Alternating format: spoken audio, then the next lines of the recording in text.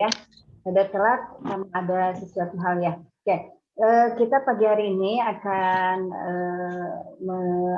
membahas ya setelah kemarin kita belajar tentang masyarakat multikultur gitu ya, multikulturalisme gitu ya, di mana multikulturalisme itu adalah suatu pandangan ya, suatu ideologi yang harus kita tanamkan dalam diri kita ya, pada saat kita berada di tengah-tengah masyarakat yang multikultur. Karena itu adalah suatu solusi, suatu cara untuk bisa kita mendamaikan ya kita semua di tengah perbedaan, di tengah keberadaan keberagaman gitu ya, di tengah pluralistik gitu ya. Nah, pada saat kita sudah mengetahui berbagai hal ya, keanekaragaman yang ada ya di masyarakat kita yang multikultur, maka kita akan mengetahui begitu banyaknya tersebarnya ya kebudayaan kita gitu ya di seluruh Indonesia, baik di Indonesia bagian barat, Indonesia bagian tengah maupun Indonesia bagian timur gitu ya. Oleh karena itu kalian pada saat setelah kalian memahami materi itu, maka kalian harus mengetahui juga secara nyatanya bagaimana sih persebaran kebudayaan itu? Ada kebudayaan apa saja di Indonesia bagian barat, timur, dan tengah itu? Ya, karena itu pagi hari ini Ibu membahas materinya ya yang berkaitan dengan 7 unsur kebudayaan. Kebudayaan apa? Kebudayaan yang ada pada setiap suku bangsa ya, setiap suku bangsa yang tersebar di Indonesia ya. Nah, ini Ibu pada saat pagi-pagi hari ini sebelum ke 7 unsur kebudayaan ini Ibu ingin mengetahui dulu bagaimana tugas teman yang sudah kalian tugaskan, yang sudah kalian kerjakan ya, berkaitan dengan macam-macam multikulturalisme gitu ya. Ada berapa macam-macam multikulturalisme? Silakan Ibu persilahkan kepada yang mau memberikan penjelasannya sehingga langsung Ibu bisa memberikan penilaian ya. Ini dianggap kita sedang bertanya jawab ya. Memberikan lisan gitu ya, siapa yang bisa menjawab atau menjelaskan soal-soal yang sudah kalian kerjakan di minggu kemarin. Silakan, siapa yang mau mulai? Ayu mau, Bu. Suara Ayu kedengaran nggak, Bu?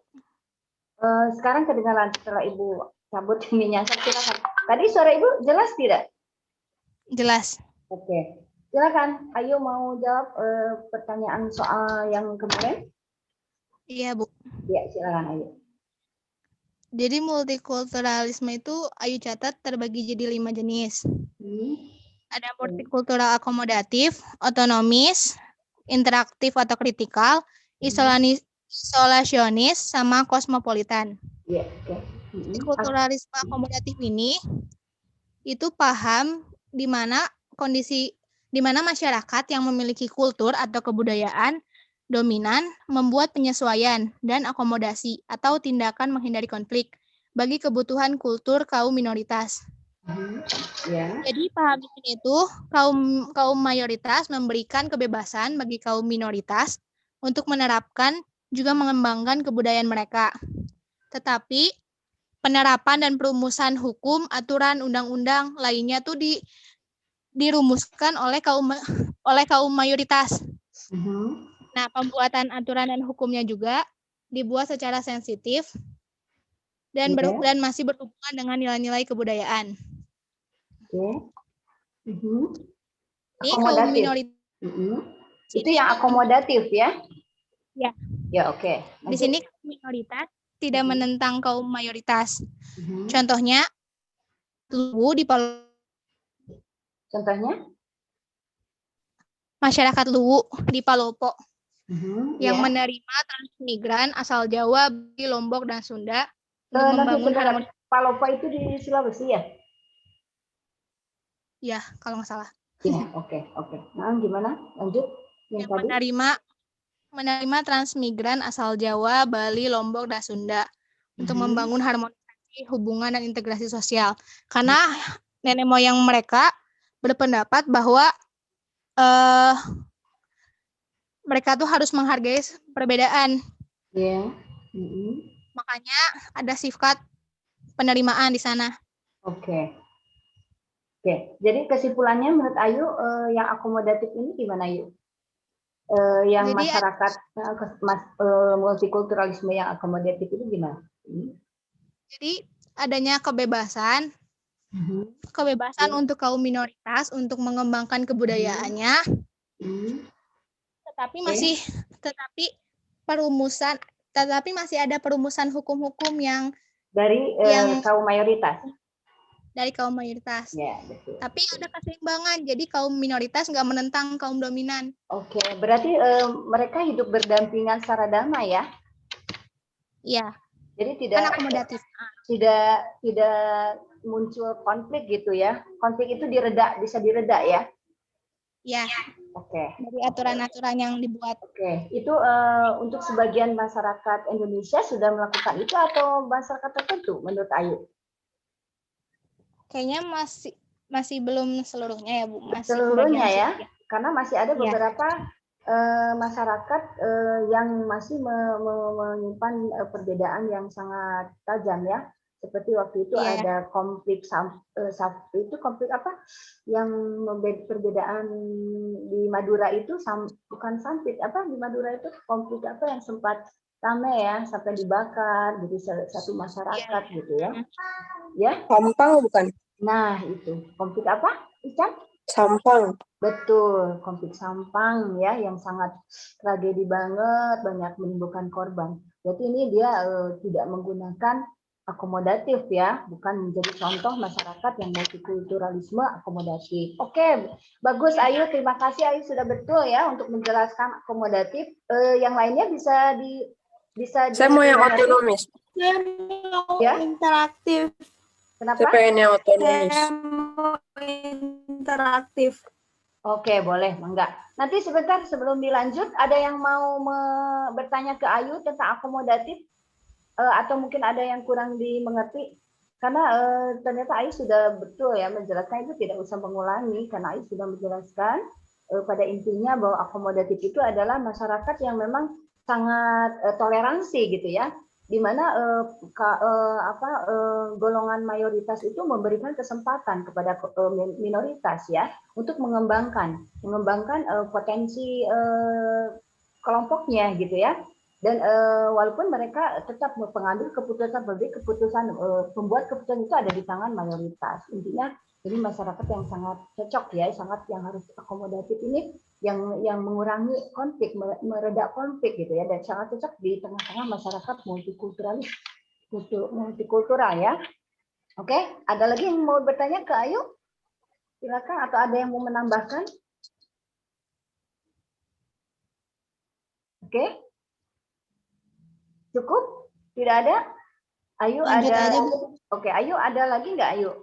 Atau cukup? Nggak, Bu. Sudah cukup, udah cukup ya? Oke, tepuk tangan ya untuk Ayu ya. Tangannya untuk Ayu, karena Ayu sudah betul ya menjelaskannya secara detail juga. Oke, berikutnya adalah masyarakat berikutnya. Siapa tadi? Safira ya? Safira dulu aja, Bu.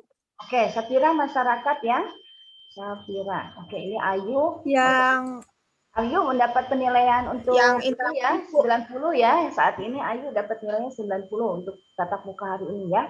Oke, ya Safira yang mana? Safira. Kosmopolitan. Oh, isolasi aja deh. Oke, enggak isolasi ya. Isolasi. Ya, oke.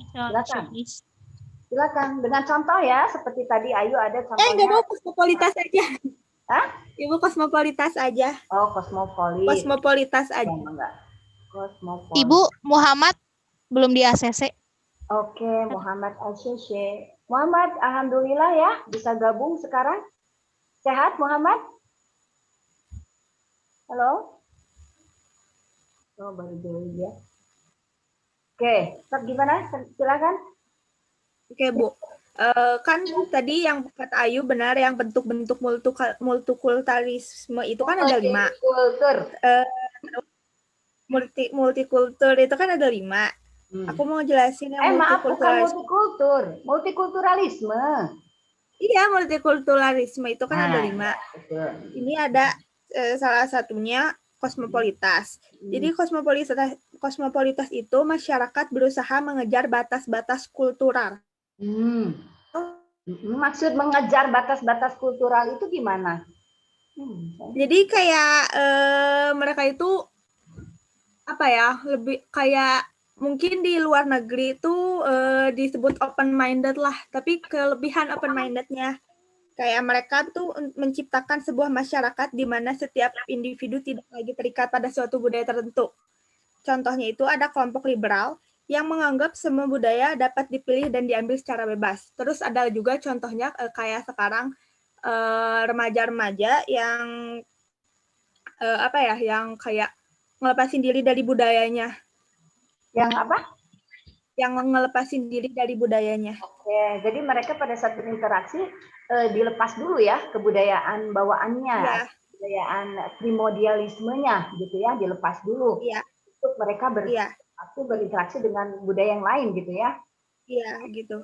Contoh dari kaum liberal ya, yang Iya. kebebasan. Nah, Iya.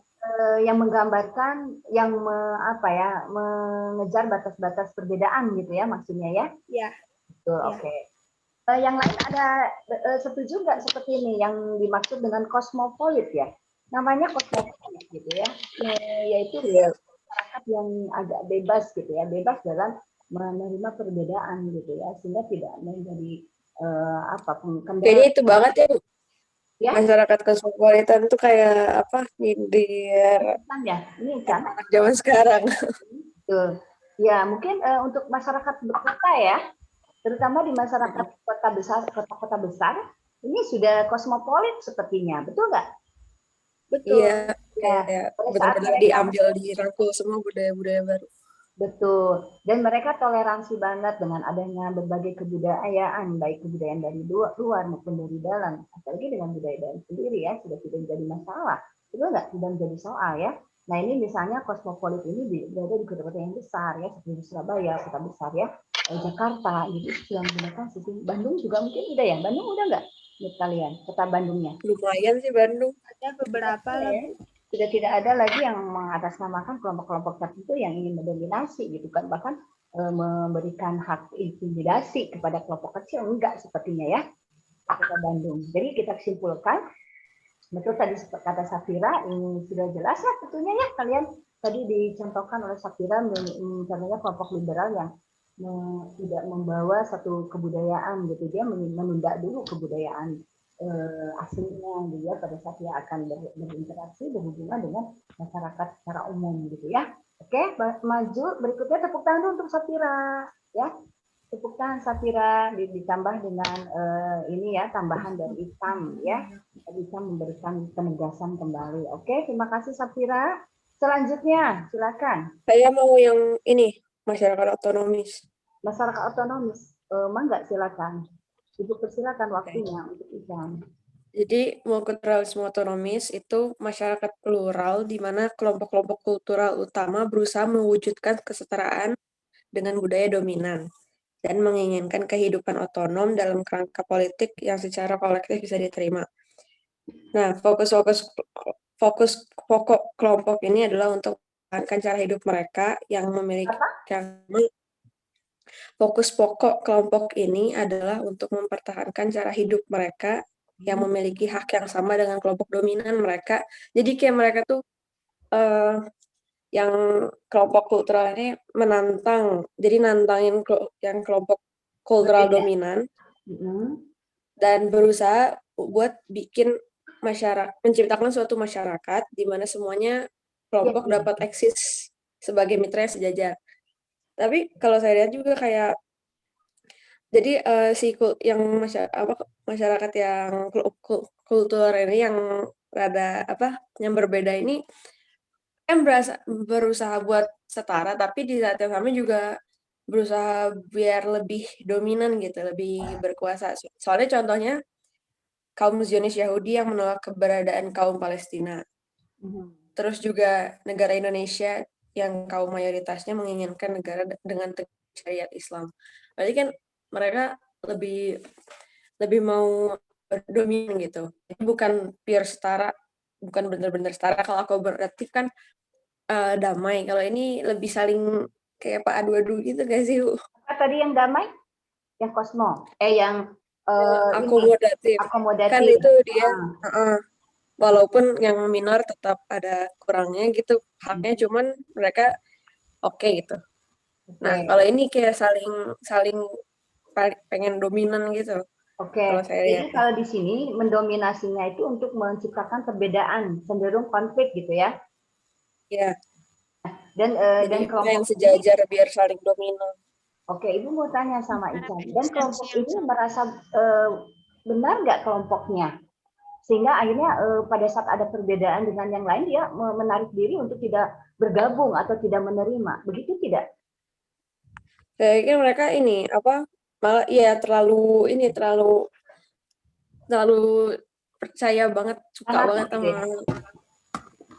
Soalnya dari contoh-contohnya yang saya lihat kayak rata-rata nih, negara Belanda melarang pembangunan menara-menara masjid.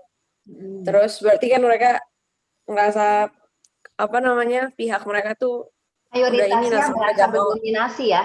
Mayoritasnya mendominasi, memiliki kekuatan untuk memegang, gitu ya? Iya, terus juga di Swiss pemerintah melarang penggunaan hijab dan cadar. Berarti kan mereka kayak benar-benar nolak apa sih ya saling kayak ribut gitu loh sama kultur yang lain, kayak pengen mendominasi. Oke, oke. Jadi di dalam otonomis ini justru sangat bertolak belakang ya dengan akomodatif, betul tidak, Ica?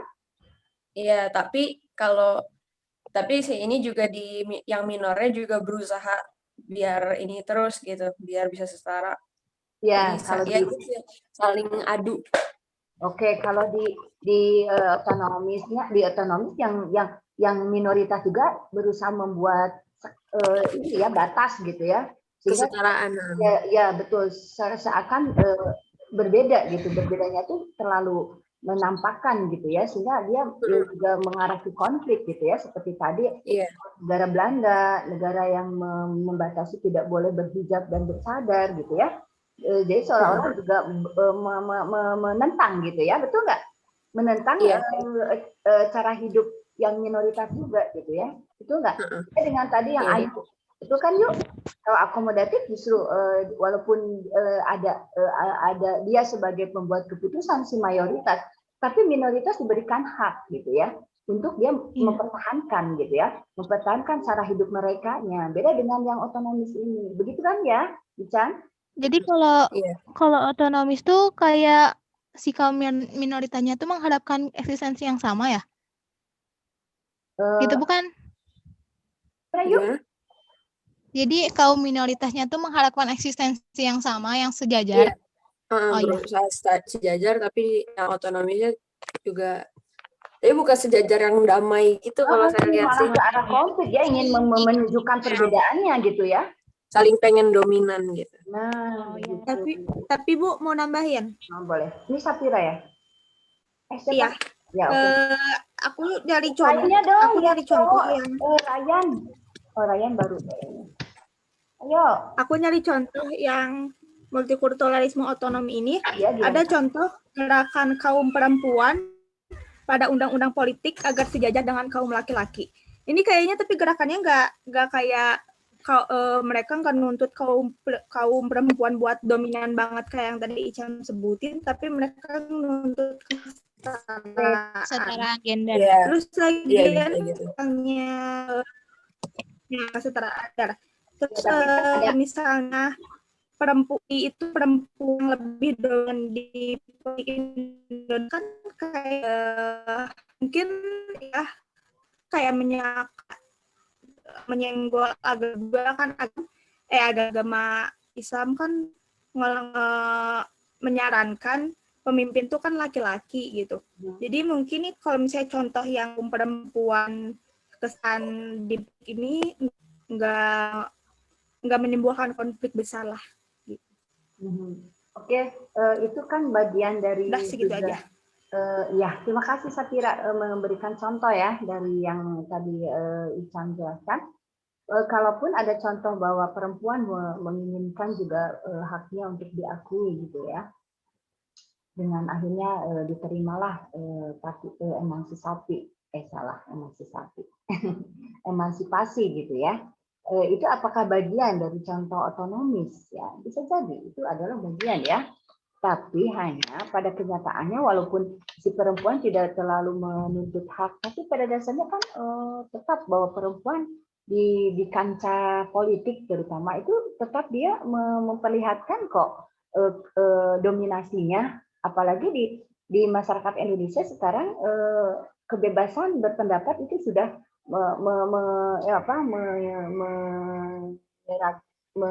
memasuki ke semua gender gitu ya. Contohnya aja,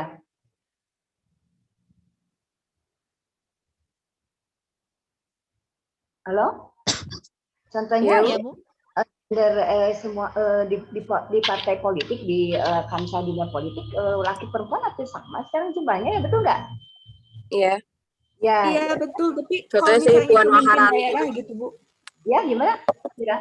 kalau pemimpin daerah kan kurang gitu kan kalau perempuan. Emang dari politiknya boleh, tapi masyarakat Indonesianya yang belum terlalu menerima kalau Oke, perempuan yang betul. jadi pemimpin gitu. Ya, jadi pada saat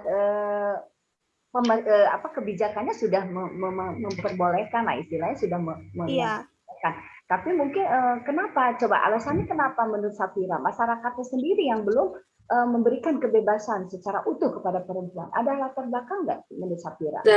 Kalau saya sih mikirnya dari ini Bu, laki-lakinya juga masih saling ego gitu nggak sih Bu? Oh, yang laki-laki menurut Icam. Artinya laki-laki Soalnya bukan nyalain juga, maksudnya gimana ya, kalau misalnya saya lihat gitu. gimana? Pertanyaannya adalah kenapa masyarakat kita masih belum memberikan hak yang sepenuhnya kepada perempuan ya? Tadi kan kata ini pernyataan dari Safira. Ada yang tahu nggak? Latar belakangnya apa? Kok masyarakat kita belum memberikan kebebasan sepenuhnya, Mbak? Masih ada yang tidak setuju gitu ya, perempuan pemimpin itu dipegang oleh perempuan gitu ya. Masih banyak itu sebagian kalau ditanya kenapa? Coba adakah yang melatar belakangi masyarakat Indonesia memilih tidak memberikan sepenuhnya wanita itu sebagai pemimpin. Ada yang mau kasih? Mungkin karena masyarakat masih ngelihat perempuan kayak zaman dulu, kayak udah masak terus di rumah aja, mungkin terus kayak mungkin mereka juga mikirin soal kayak perempuan lebih mikirin pakai emosi dibanding logika yang kayak gitu. Perasaannya yang lebih dominan gitu ya. Masih terpaku kayak gitu. Oke. Masih ada stigma buruk gitu Bu dari masyarakat ke perempuan. Oke, betul ya. Jadi betul Icam, barusan Icam itu udah menjawab sebetulnya ya. Itu adalah berasal dari latar belakang kebudayaan kultur ya. Kultur yang masih masyarakat kita menganggap budaya kita masih perempuan itu tidak perlu sejajar. Perempuan itu masih cukup di rumah saja gitu ya. Ada sebagian masyarakat cukup tidak terjun di lapangan gitu ya. Cukup mengurusi rumah tangganya. Itu mungkin dilatar belakangi oleh ini juga gitu ya, budaya itu karena berasal juga dilatar belakangi oleh pemahaman agama gitu ya. Ada yang mengatakan bahwa di dalam agama itu dituliskan gitu ya, dalam surat apa bahwa laki-laki itu adalah sebagai pemimpin. Betul nggak? Betul. Nah, Iya. laki-laki rijalu kawanisa gitu kan, kalau tidak salah bunyinya ya. Nah, itu mengatakan bahwa perempuan itu laki-laki sebaiknya menjadi pemimpin. Sehingga itu menjadi latar belakangnya masyarakat kita, menjadi suatu budaya, menjadi suatu kultur, keyakinan bahwa perempuan itu cukuplah satu waktu, apalagi kalau perempuan itu sudah menikah, maka kembalilah ke rumahnya masing-masing gitu ya. Sementara yang berselancar di luar itu adalah para laki-laki gitu ya. Namun dengan adanya perkembangan ya kebebasan, terutama kebebasan berpendapat, terus hak asasi manusia, bahwa manusia itu bagian dari ada sebagian kaum Hawa gitu, kaum perempuan yang ingin didengar gitu ya aspirasinya. Nah, setelah ada hal yang seperti itu dan dijadikan suatu ketetapan bahwa negara kita memberikan kebebasan, namun masih bersimpangan dengan adanya tadi keyakinan yang tadi ya. Tidak salah, Indonesia masih sebagian besar masyarakatnya masih belum menerima perempuan sebagai laki-laki atau pemimpin. Namun tadi ya kembali lagi ke Icam ya yang otonomis itu, apakah itu menjadi bagian contoh yang tadi disampaikan oleh Safira, contoh pada saat wanita minta hak pisah, bisa menjadi satu contoh di dalam hak otonomi. Jadi sebagian perempuan menginginkan kebebasannya, aktualisasi dirinya diterima, gitu ya, seperti itu. Namun belum mengarah kepada pertentangan. Perempuan tidak menyerang. Pada saat perempuan tidak belum sejajar gitu ya di Indonesia, apakah ada penyerangan nggak dari pihak perempuan? Enggak. Berarti artinya masuk ke otonomis karena sebagian minoritasnya perempuan meminta haknya. Namun perempuan di sini tidak membuat suatu pertentangan bahwa karena dia belum disejajarkan, belum sama jumlahnya di kancah politik misalnya belum lebih banyak laki-laki, si perempuan itu tidak lantas membuat suatu penyerangan, tidak ya, tapi dia tetap menerima gitu ya, walaupun tetap ada sebagian masyarakat gitu yang masih memberikan dukungan kepada perempuan untuk jadi wanita yang siap di kancah politik dan sebagainya. Contohlah misalnya banyak yang mendukung beberapa di kabinet kita, menteri di dalam kabinet itu masih perempuan, betul nggak? Ada beberapa perempuan, dan itu pun perempuannya yang betul-betul hebat gitu ya, seperti Menteri Keuangan Sri Mulyani ya, betul nggak? Iya, Menteri Sosial. Menteri Sosial, Menteri Kelautan, karena dia kompeten gitu. Di saat kompeten, pemerintah berikan silakan, mempersilakan gitu ya. Tapi tidak berarti perempuan juga gontok-gontokan dan terakhir terjadilah konflik gender laki dan perempuan gara-gara masalah kursi, enggak kan? Itu enggak? Iya. Oke, ya. Oh, jadi Bu, otonom tuh kalau misalnya kelompok yang memperjuangkan itu udah mulai dominan terus menimbulkan konflik gitu? Ya, biasanya kalau mungkin beberapa nggak sih Bu, nggak semuanya pasti ya, yang minor betul. bikin Jadi konflik, malah lebih yang mayoritas biasanya yang ada aja gitu. Oke, betul. Kita sepakati ya bersama dalam memahami otonomi bahwa pada dasarnya otonomi itu adalah satu kelompok gitu ya. Mungkin di sini minoritas yang ingin mempertahankan cara hidup mereka, ya.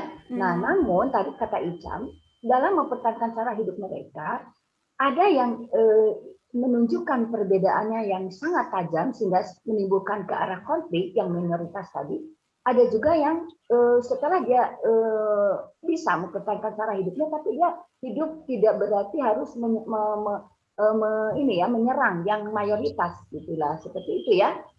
Ngerti nggak maksudnya? Oh, ngerti. Jadi tidak selalu harus menyerang dan akhirnya terjadi konflik gitu ya. Contohnya aja gini, kita mengambil contoh ya, Ibu mengenai otonomis masyarakat Baduy. Paham ya? Masyarakat Baduy tahu? Atau masyarakat pedalaman lainnya, dia kan otonomis. Masyarakat yang jelas-jelas dia tidak mau menerima budaya luar, tidak mau menerima unsur baru. Itu enggak kedengaran nggak suara Ibu? Kedengaran Bu. Oke. Nah, karena mereka itu tidak mau menerima unsur baru, tapi mereka adem, mereka damai dengan cara hidup mereka. Bahkan sampai sekarang mereka masih tetap eksis. Contoh ya Baduy ya, yang pernah Ibu datang ke sana, ya ke masyarakat Baduy sana. Benar-benar mereka hidup tanpa ada beban. Dan mereka hidup tidak mengganggu. Ya, asal mereka tidak diganggu. Mereka hidup jadi masing-masing dengan otonomisnya, dengan kebijakannya sendiri gitu. Dan dia mempertahankan cara hidup dia yang kata kita sih waktu kita ke sana, ini amit-amit bisa katanya orang kota bisa hidup seperti mereka, susah banget hidup seperti itu. Semua tergantung alam. Tapi kan itu pilihan hidup buat dia. Itu enggak? Mungkin kita bisa berkata demikian karena kita sudah enak dengan hidup nyaman dengan semua fasilitas yang ada di kota. Tapi mereka mau hidup aja, mandi aja harus turun ke sungai gitu ya. Tidak pakai sabun, tidak ada unsur plastik di sana. Tapi mereka hidupnya bahagia gitu, damai dengan alamnya. Nah itulah ya menjadi salah satu contoh otonomi. Jadi otonomi itu intinya kita sebagai mereka adalah sebagian kelompok minoritas yang ingin mempertahankan cara hidup mereka, gitu ya. Seperti itu kalau yang Ibu pahami ya. tidak ingin mengganggu orang lain gitu ya. Dan banyak ini ada masyarakat misalnya Asmat ya, ada Iya. masyarakat Bugis, ada Banjar gitu ya, dan sebagainya. Nah itu otonomis bisa dimengerti nggak? Ya, Ya, Ibu. oke ya. Nah, jadi kosmopolit udah jelas kebebasan yang dipegang ya, liberalisme. Kalau akomodatif tadi sudah yang tadi sama Ayu jelas ya. Semuanya sudah jelas. Terima kasih untuk Icam ya, sudah menjelaskan materi yang masyarakat multikulturalisme